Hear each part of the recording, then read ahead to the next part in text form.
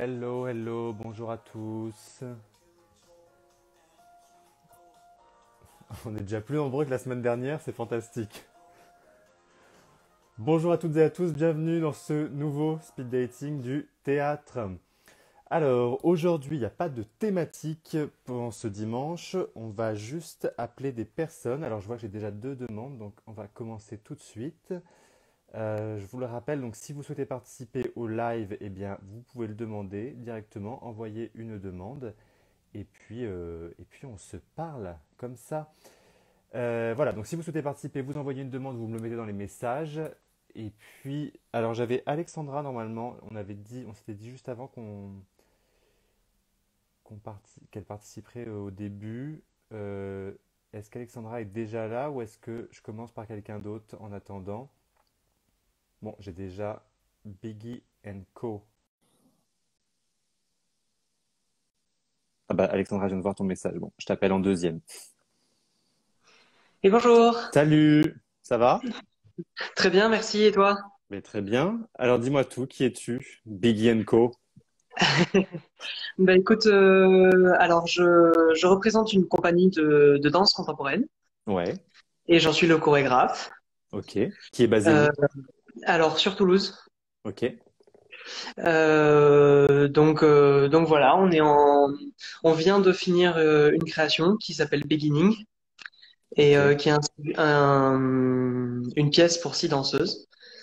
Et voilà, on cherche, j'imagine, comme tout le monde, en ce moment, un moyen de trouver du taf. Je sais pas, mais voilà, on est très content parce qu'on a réussi à finir juste avant le confinement. Donc voilà, j'en profite pour, Alors, Biggie and voilà. Co, ça s'est fondé quand cette compagnie? Alors, en 2018, Ok. Et en, en sur une juillet, envie, c'est toi qui as porté le projet au départ? ouais, ouais, avec ma copine qui est juste là, à côté. Salut. Et, euh, et du coup, ouais, à la base, c'était juste un trio avec deux danseuses qui sont toujours là dans la pièce. Et on a participé à quelques concours plutôt régionaux. Suite à ça, on a décidé de faire évoluer la pièce. J'ai recruté des amis et elles ont toutes accepté. Donc, je suis sorti de la danse pure et dure et je me suis mis à, entre guillemets, que la chorégraphie. Et maintenant, c'est une pièce pour six danseuses et elles sont magnifiques. Voilà. Redis-moi le titre de la pièce, j'ai pas entendu. Alors, ça s'appelle Beginning. Beginning comme commencer Oui, en anglais? exactement, en anglais. Ok. Je m'exprime pas un peu mal ou alors, je sais Non, mais pas, c'est que mais je pensais qu'il y avait un jeu de mots avec Big and Co, genre non, non, on beginning. n'a pas fait, on n'a pas été jusque-là. Ok. Pas pour la première pièce. Et ça raconte quoi cette danse? Alors, il y a deux images qui me tiennent vraiment à cœur sur cette pièce. C'est l'image du groupe et de l'individu. Tu vas me dire, c'est peut-être pas très novateur en danse, mais l'idée, c'est aussi d'ajouter l'image du commencement. Donc, tout ce qui est la vie, le mouvement, la danse, mais surtout, du coup, jouer avec le commencement de la relation, d'un individu par rapport au groupe, etc. Et donc il y a ces deux choses qui sont très liées pendant toute la pièce. Voilà, Et deux vous avez images. répété là pendant le confinement, du coup, puisque les répétitions étaient autorisées? Alors pas encore parce qu'on a fini une semaine de créa le 30 octobre. Donc Ok. on a pris un off un peu pendant deux semaines, mais là mardi on se retrouve pour reprendre les répètes. Donc ouais. Et vous aviez des dates de prévues qui ont sauté ou Pas avec la compagnie en elle-même parce que j'avais pas réussi à finir avant le premier confinement tout un filage complet, filmé en situation, etc. pour pouvoir le vendre. Et du coup, malheureusement, j'ai pas encore réussi à avoir de date, mais ça ne saurait tarder. Enfin, j'espère. Ok. Et à titre Voilà. personnel, par contre, vous aviez des projets peut-être? Ouais, carrément. Le vendre et puis après, à côté de ça, on bossait tous à côté, on avait des dates, ouais, bien sûr, et ça par contre, ouais, ça saute et ça continue à sauter, ouais. Ouais. C'est sûr que c'est pas le Voilà. meilleur moment pour déjà avoir des dates reportées et puis avoir un spectacle en création. C'est pas le meilleur moment pour le vendre, quoi. Ben non, ça c'est sûr. Ça c'est sûr. Mais bon, on va voir ce qu'on peut essayer de faire. J'ai vu que tu avais mis une vidéo concernant ce qu'avait fait l'Opéra de Paris et je voulais revenir dessus ce soir. L'Opéra de Le, Paris. pardon. Oui, Bastille. Pourquoi Bastille? Qu'est-ce que j'ai mis comme vidéo? Tu sais, l'opéra, c'est le théâtre de Paris, pardon, qui a fait une vidéo en live vendredi soir. Et Rien à voir. rien à voir?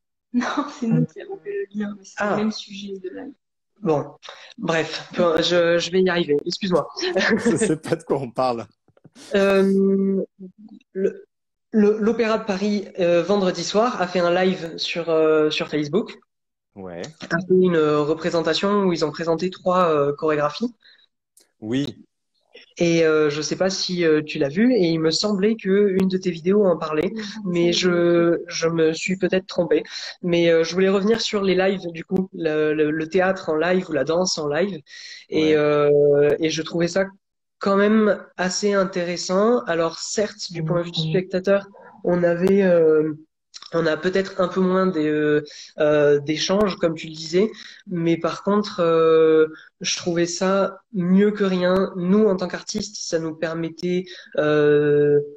permettrait de vivre, et en tant que spectateur, ça permettrait quand même d'avoir un voyage, une découverte, quelque chose.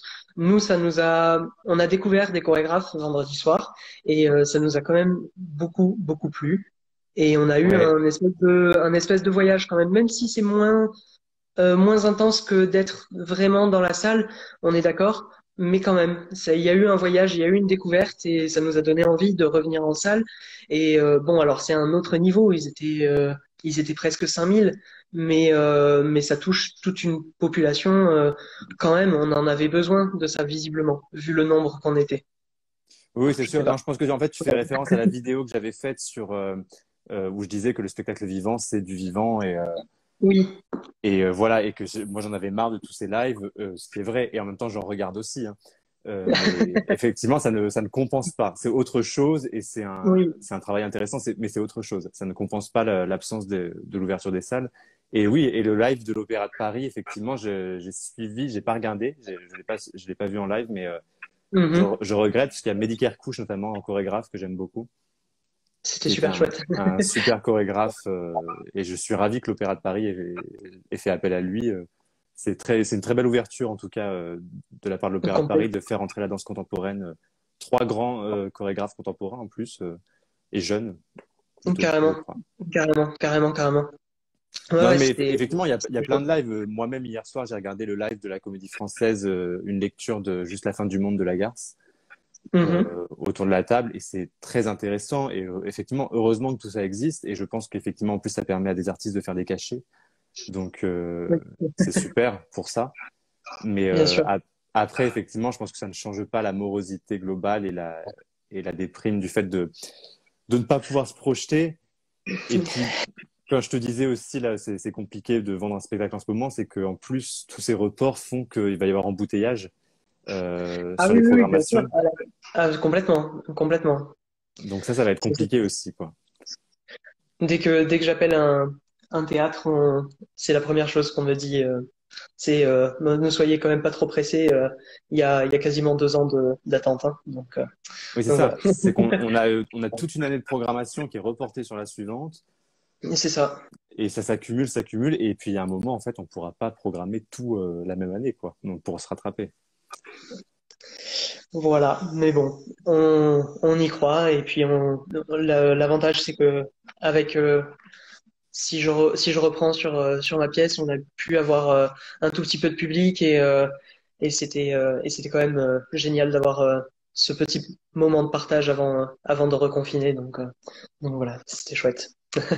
Mais en tout cas, bon courage pour cette pièce. J'espère qu'on la verra bientôt à Toulouse ou en tournée. Euh, Mais donc ça s'appelle Big Co, la compagnie, c'est ça? Biggie Co, ouais, exactement, Et le spectacle, c'est Beginning. exactement. Et ben Voilà. merci beaucoup d'avoir participé à ce live. Et Ben merci puis à toi. et peut-être qu'on vous verra en live alors un jour Ben en streaming. Ben, peut-être, ouais, peut-être bien.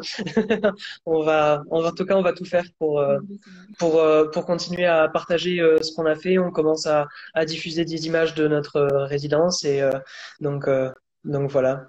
On va essayer Ok, en tout cas de faire un petit coucou à tout le monde. Voilà. super. Bon, bah écoute, merci beaucoup et puis à très Merci bientôt à alors. toi. À très bientôt. Ciao. Ciao. Alors, je vais tout de suite appeler Alexandra. J'ai vu qu'elle était là. Salut, Salut Ronan, salut à tous. ça va? Ça va très bien et toi? Mais très bien. Alors, je voulais vraiment parce que ton initiative m'a intéressé, que tu m'as envoyé un message il y a quelques jours pour me demander comment participer. Et je t'ai dit, mais viens dimanche et puis tu participeras. Hmm. Donc, Alexandra, tu étais dans une école de théâtre, c'est ça? Ouais, à Lyon? À Lyon. Et ça, l'école a fait faillite, en fait, c'est ça? Ouais, en fait, ouais. L'école a fermé. Alors, il y avait déjà des difficultés financières.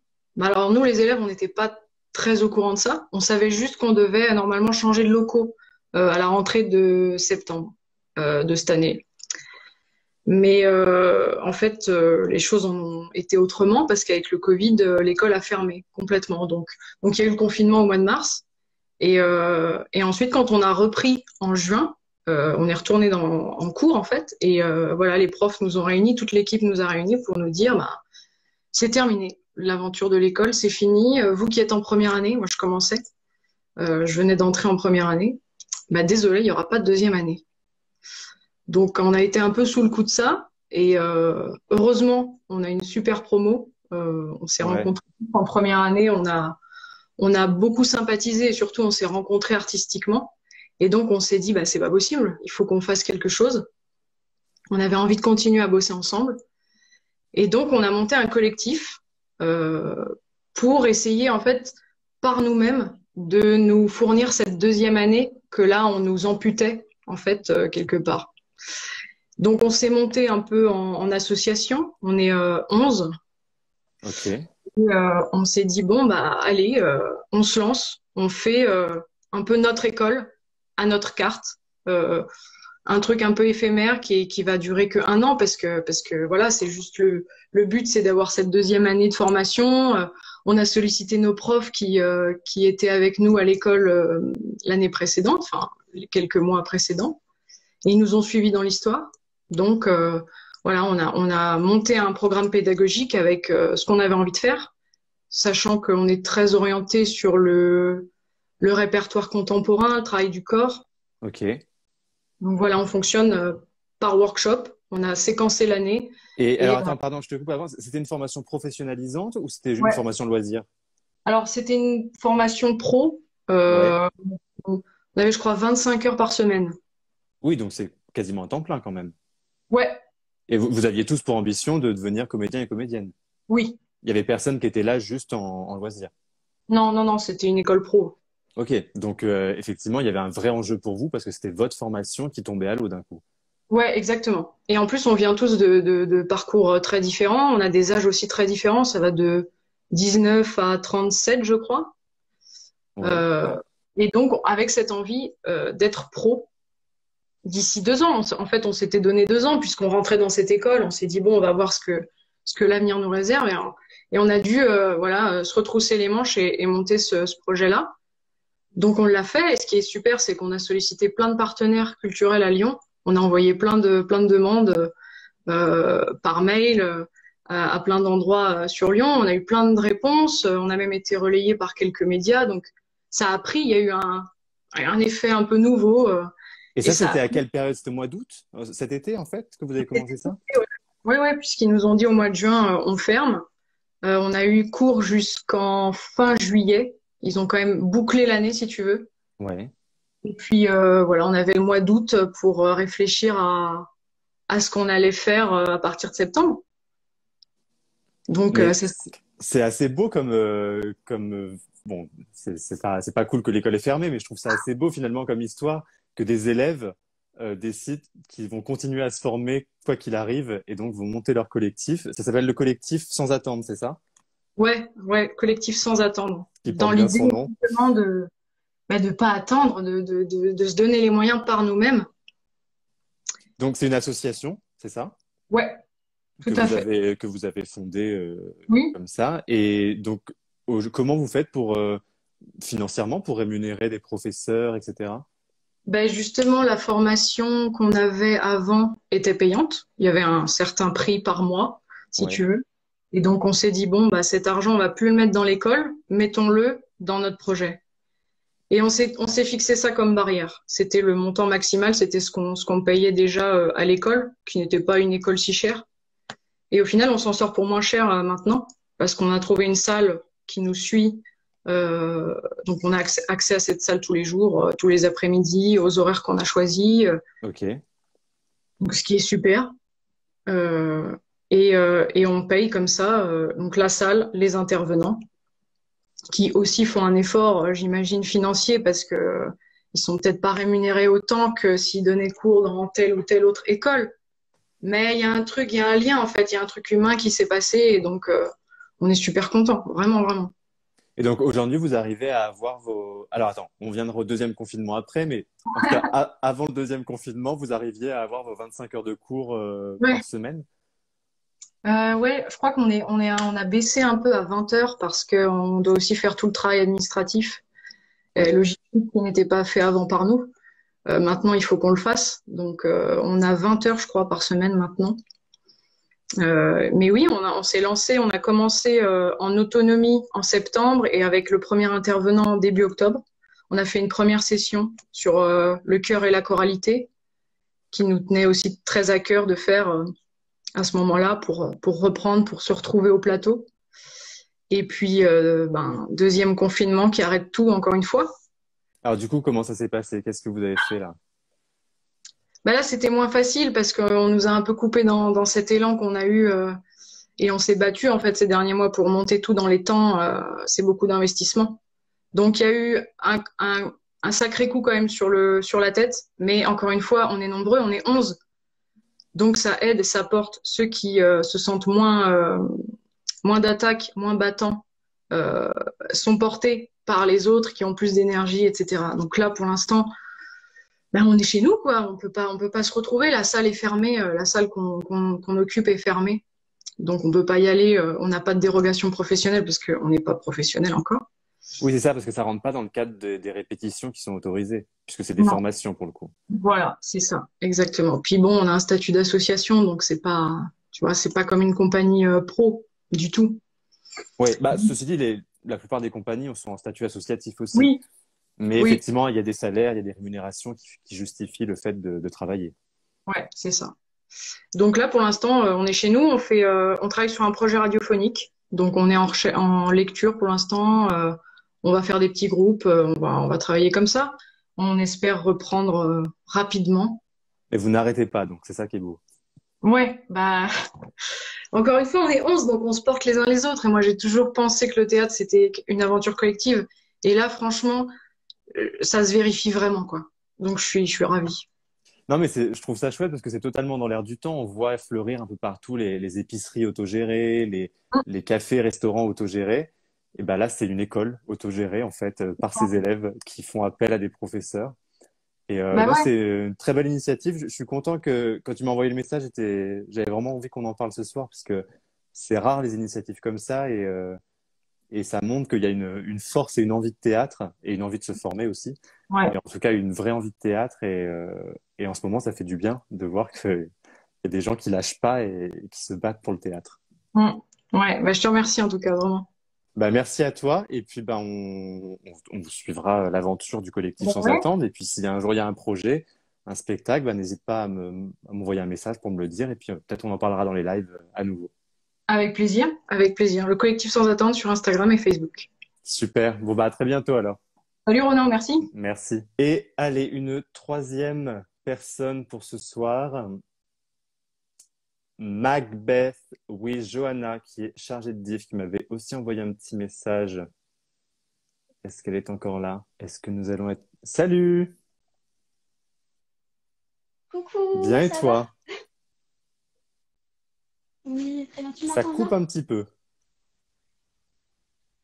Désolée. La Et là, ça connexion va n'a mieux? pas l'air folle. Est-ce qu'on va pouvoir faire ce live? Ok. Je t'avoue Je vais que tu enlever es les très très écouteurs. pixelisé. C'est pas le son, c'est surtout Euh, que c'est très pixelisé et ça bug un peu. Mais c'est vrai que non, je pense que c'est un problème de réseau. Ça coupe un petit peu. Johanna, je te coupe, je suis et désolé, aussi, j'entends pas du tout ce que. Je suis désolé, j'entends pas du tout ce que tu dis, ça coupe beaucoup trop. De reporter à une autre fois, à dimanche prochain, et on espère qu'il y aura une meilleure connexion. Bon, c'est les problèmes du live. On essaiera de rappeler Johanna la prochaine fois. Failure Alex a demandé aussi. Peut-être que la prochaine fois, on pourra faire un spécial pour les métiers autour du théâtre, comme les chargés de diffusion et s'il y a des attachés presse aussi, des personnes qui font de la com en freelance, etc. Peut-être que ça pourrait être intéressant de faire un live consacré à ces métiers. Et encore désolé, Johanna. Ça me fait mal au cœur de couper comme ça, mais vraiment, j'entendais absolument rien. Est-ce qu'on aura un meilleur réseau du côté de Failure Alex? Alors là, on va avoir un petit souci. J'ai pas d'appel, mais pourtant je t'appelle, je te renvoie une demande. Comme dirait Michel Drucker, ce sont les aléas du direct. Je n'ai pas de notification, mais pourtant je suis en train de t'appeler, Alex. C'est un problème, ça? Mhm. Mais que se passe-t-il? Oui, c'est merveilleux la technologie, Christelle. Est-ce que vous avez des questions en attendant? Est-ce que vous voulez qu'on fasse un jeu, un poker, quiz, la date de déconfinement des théâtres? Eh ben, en décembre 2022. Je rappelle Johanna, on essaye. Beaucoup Enfin, mieux! Tu es extrêmement nette d'un coup. enfin. Je suis passée en 4G, je pense que ça change la vie. Ah, mais totalement. Je te vois et je t'entends. Désolée. Alors, donc Johanna, tu es chargée de diffusion. C'est ça, exactement. Tu Et t'occupes de quel genre de spectacle? alors, pour le moment, je travaille pour la compagnie, la société de production Les Visiteurs du Soir. Ok. Et on fait justement deux créations au théâtre de la ville. En novembre, ça n'a malheureusement pas pu se faire. Et je trouve qu'en termes de diffusion, les lives, justement, m'ont un peu sauvé la vie. Ouais. Parce que voilà. Les programmateurs, justement, sont en demande de live, en fait, de captation. Et c'est ce qu'il faut, je pense, pour des diffuseurs pour tenter, en fait, de vendre les spectacles, surtout en période de pandémie. Et comme je sais que tu as pu en parler lors de ta dernière vidéo, justement, c'était le soir où il y avait la création Royan avec Nicole Garcia. Oui, c'est vrai. Donc, du coup, ça m'a beaucoup fait rire. Voilà. Donc, je voulais en discuter avec toi. Voilà, simplement. Et rappelle-moi d'ailleurs, c'est une autrice, hein, le texte qu'avait joué Nicole Garcia. Oui, totalement. Écrit par Marie Ndiaye. Oui, voilà, exactement. J'avais oublié son nom. Je sais que j'en avais parlé à la radio aussi l'autre jour. Ça s'est bien passé? Et oui, ben justement, j'étais très heureuse de voir que sur le live Facebook, il y avait au moins 1900 personnes qui regardaient le live. Mais c'est vrai que Donc, bah, après le théâtre de la ville, ils ont une belle audience et en plus c'est plutôt bien filmé, ça rend très bien. Donc en fait c'est très différent de ce qui s'est passé la première fois puisque là on a des vrais lives où c'est vrai que les personnes sont sur scène etc. Donc c'est déjà un peu mieux qu'une simple captation qui est diffusée un soir, une captation de travail un peu mal filmée qui n'était pas du tout prévue pour ça. Là c'est quand même prévu et pensé pour la diffusion en live, donc c'est sûr que c'est mieux. Mais ça compense pas l'absence de spectacle vivant. bien sûr. Mais justement, moi, je pense que le théâtre gagnerait à changer un petit peu sa communication au niveau des lives, pas privilégier les captations sur une sorte de streaming comme Netflix ou autre, même s'il y a il y a déjà des sites qui existent en streaming théâtre. Je pense que ça vaudrait le coup de développer justement ces lives où il y a des chats Ouais. ou peut-être justement des conférences entre guillemets sur le net avec peut-être les auteurs, dramaturges, comédiens ou autres qui ont travaillé à la pièce pour laisser les spectateurs s'exprimer parce que tu parlais de communion justement et je pense que c'est un bon moyen de garder cette connexion et cette communion, de faire des lives mais qui sont plus portés sur le chat en direct, pouvoir réagir. Confinement, où j'avais vu le spectacle Be Ariel F en live sur Zoom. Et donc, il fallait s'inscrire auprès du théâtre de Vidy, Lausanne, pour participer au Zoom. Il y avait un nombre réduit de participants. On ne pouvait pas être plus de 100, je crois. Et ce qui était très intéressant, c'est qu'on était accueillis dans le théâtre sur Zoom avec un hôte d'accueil qui nous parlait, qui nous présentait comment allait se passer la soirée. Donc, on était vraiment présent physiquement. On avait la webcam un peu, elle était recommandée. Elle n'était pas obligatoire, mais il était recommandé de mettre sa webcam. Ensuite, on nous demandait d'éteindre nos webcams pour passer dans la salle de spectacle. Donc là, tout le monde disparaissait, on passait en conférence et tout le monde regardait le même écran.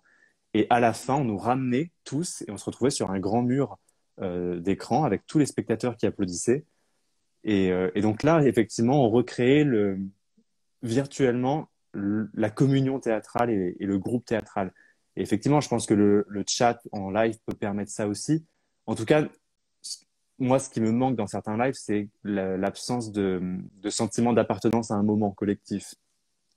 Et là, effectivement, je pense que le chat ou le fait que les gens commentent en direct, oui, on se sent appartenir à un événement.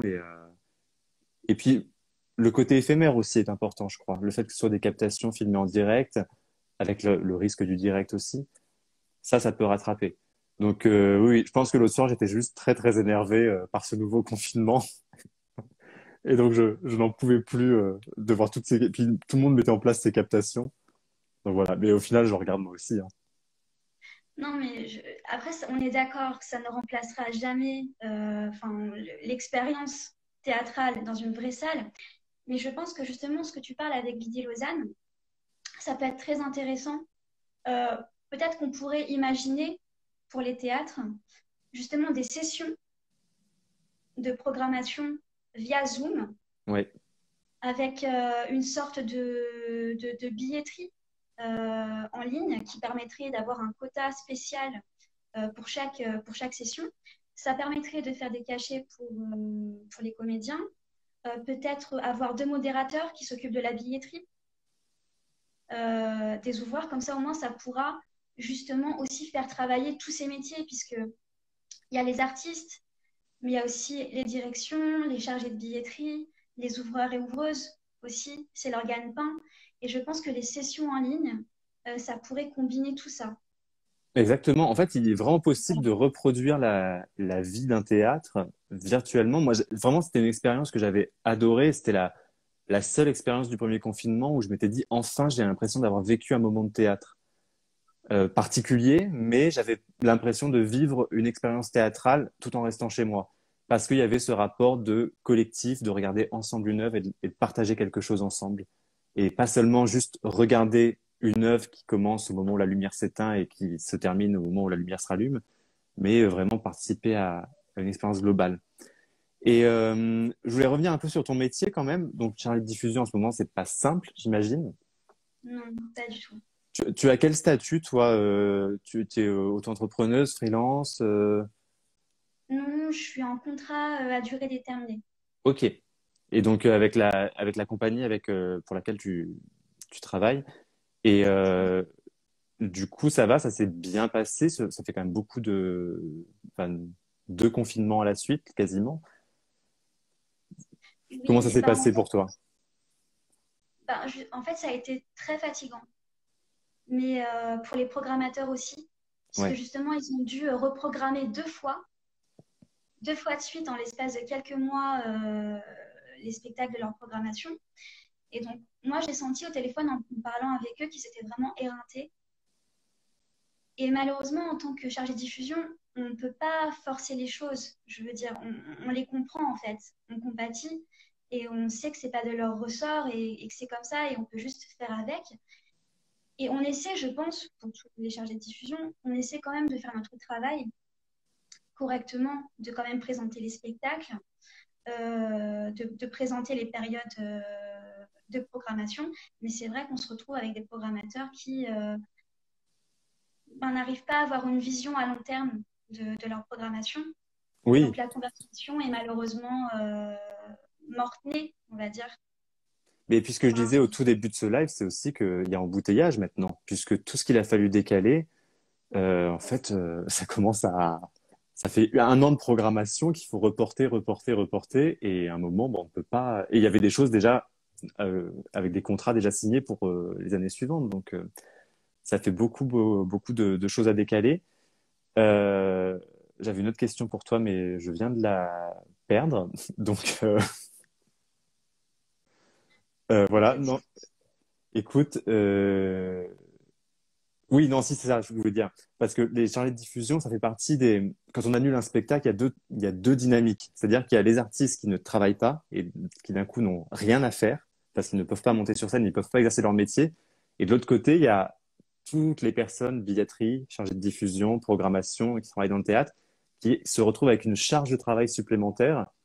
Donc, on a deux aspects complètement différents de la vie du théâtre où d'un côté, on a quelque chose d'assez mort, où bah, rien ne peut se faire, la technique, les artistes, et puis l'administration bah, morfle un peu parce que c'est double de travail, quoi. Donc c'est ce que tu as vécu en fait exactement. toute l'année, toi. Oui, tout à fait. Surtout ma responsable, pour le coup, qui était vraiment en charge de tous les reports et des annulations. Donc, ça a été beaucoup de travail pour elle. On a réussi à maintenir les répétitions Ce qui est à bien. SPP. Voilà. Donc, ça, c'était déjà ça de gagner. Moi, c'est vraiment sur la vente, à proprement parler, que je travaille. Ok, Donc, c'est vrai que je sentais ce décalage. Ça, c'était clair et net. Je sentais que, ben, comme dirait ma responsable, qu'elle doit éteindre des feux, en fait. Je le sentais complètement. Et puis moi, j'essayais de ramer en appelant les programmateurs qui restaient polis, mais étaient complètement paniqués. Et comme on dirait, show must go on, en fait. Mais moi, je suis c'est ça. persuadée qu'il y a un moment donné où le spectacle va reprendre. Il faut juste tenter de s'adapter. Et je pense que justement, le live en direct avec les réactions justement des spectateurs, je pense que c'est la bonne clé, en tout cas. En attendant, oui, en attendant de mieux. En attendant, oui, tout à fait. Ouais, effectivement, je pense qu'il va falloir s'y habituer. Moi-même, je vais devoir m'y habituer. Mais en Mais tout cas, merci beaucoup d'avoir participé à ce direct. Ça fait un peu plus de 30 minutes là, donc je vais couper avant qu'Instagram nous coupe de lui-même. Merci d'avoir exposé ton métier et d'avoir parlé du live aussi. C'est bien d'avoir des avis différents sur ces lives. Et puis à très bientôt. Mais à très bientôt, merci à toi. Et j'ai très envie de voir ce spectacle avec Nicole Garcia. J'espère qu'il sera repris. On espère aussi. On croise les Bon, doigts. à bientôt. Bonne soirée. Merci à toutes et à tous d'avoir suivi ce live. Et puis pour celles et ceux qui n'ont pas pu participer, je vois que j'ai deux demandes en attente. Euh, Bah Alex, déjà, j'espère que tu pourras retrouver un compte qui fonctionne ou une mise à jour Instagram qui fonctionnera. Donc ce sera dimanche prochain. Et puis Christelle aussi peut-être. Et donc cette vidéo sera disponible en Instagram TV et en replay sur la chaîne YouTube. Je n'ai pas encore mis le replay de la semaine dernière, mais je vais le faire. Et demain soir, on se retrouve sur la chaîne YouTube à 20 heures en live avec le chat pour regarder la vidéo ensemble. Et ce sera une vidéo un peu spéciale. On ne parlera pas d'un spectacle en particulier. On parlera de la scène du balcon dans Roméo et Juliette. Et on parlera ouais, du balcon et surtout du fait que bah, il n'y a pas de balcon dans Roméo et Juliette. C'est étrange tout ça. Voilà, donc je vous dis à demain sur YouTube et puis bah, toute la semaine sur Twitter, Instagram et Facebook. À bientôt et bonne soirée.